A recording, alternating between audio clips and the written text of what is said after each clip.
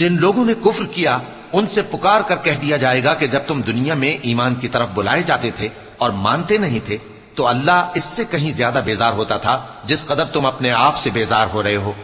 وہ کہیں گے کہ اے ہمارے پروردگار، تو نے ہم کو 2 دفعہ بے جان کیا اور 2 دفعہ جان بخشی، ہم کو اپنے گناہوں کا اقرار ہے، تو کیا نکلنے کی کوئی سبیل ہے؟ یہ اس لیے کہ جب تنہا اللہ کو پکارا جاتا تھا تو تم انکار کر دیتے تھے، اور اگر اس کے ساتھ شریک مقرر کیا جاتا تھا تو مان لیتے تھے۔ سو حکم تو اللہ ہی کا ہے جو بلند و بالا ہے، بڑا ہے۔ وہی تو ہے جو تم کو اپنی نشانیاں دکھاتا ہے اور تم پر آسمان سے رزق اتارتا ہے، اور نصیحت تو وہی حاصل کرتا ہے جو اس کی طرف رجوع کرتا ہے۔ تو اللہ کی عبادت کو خالص کر کے اسی کو پکارو، اگرچہ کافر برا ہی مانے۔ وہ مالک درجات عالی اور صاحب عرش ہے، اپنے بندوں میں سے جس کو چاہتا ہے اپنے حکم سے وہی بھیجتا ہے